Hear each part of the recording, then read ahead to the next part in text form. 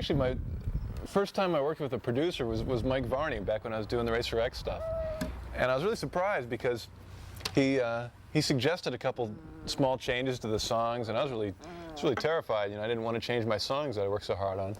But I was polite, and I thought, well, at least try them. And so we tried the ideas out, and some of them actually sounded better. Crazy puppy.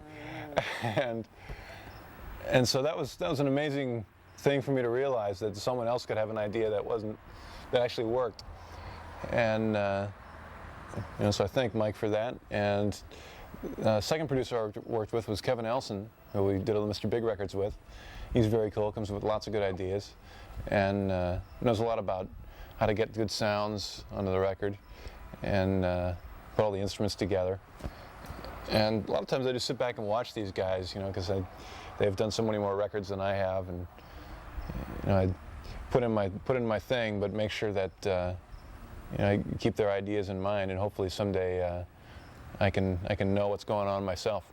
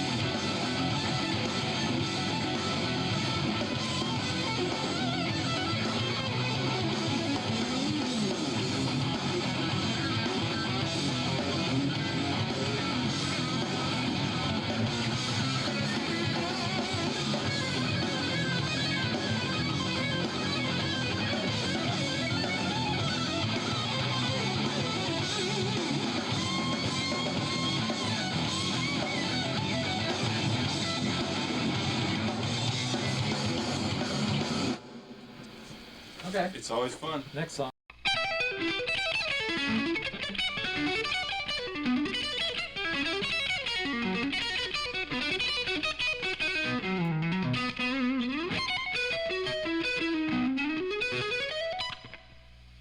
Well, here's a new thing I've been doing, a new pattern with that involves string skipping.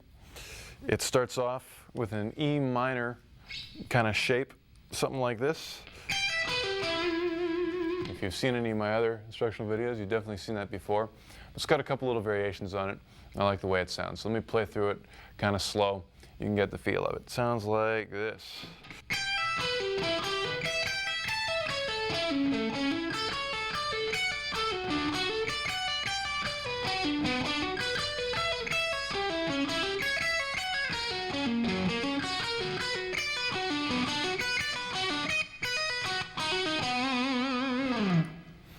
And here's a version that's a little bit quicker. Same thing, but I'm going to add a little distortion too.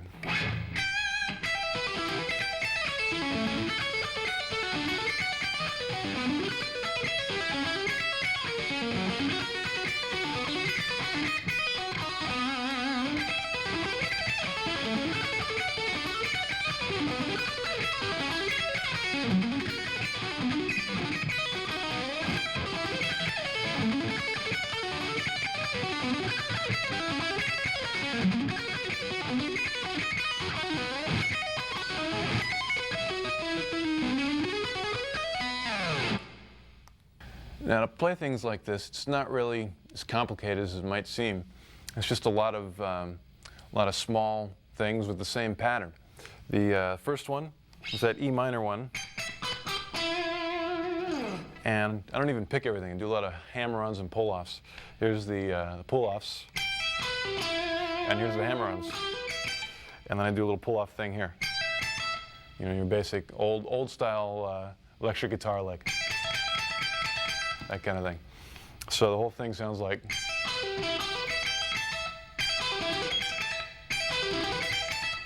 And basically take that pattern and just put it into different kind of chord shapes. Second one is that would be an A major.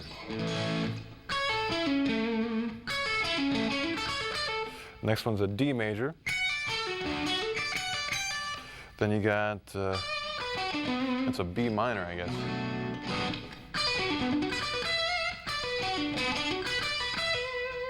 Then I got this wacky diminished one.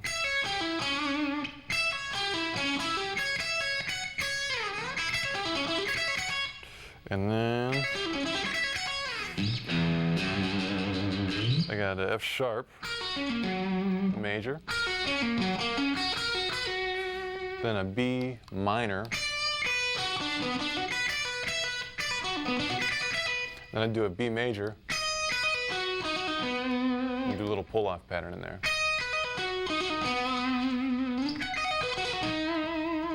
So that whole thing together one more time.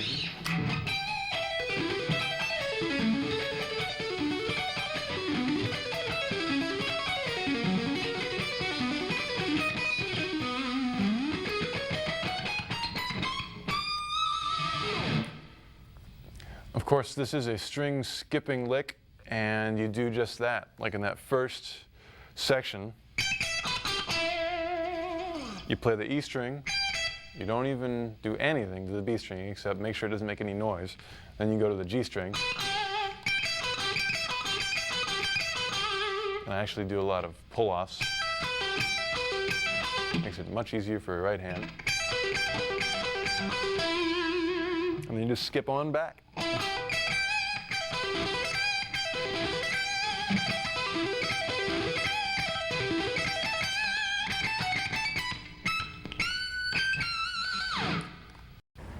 I think I was about 17 years old, and I'd been sending tapes to a guy in California for a couple of years, a guy named Mike Varney, and he thought he liked the tapes that I sent him. And when I finally moved out to California, he offered me an independent record deal, and I didn't know the difference between an independent or a major deal, so I was really excited.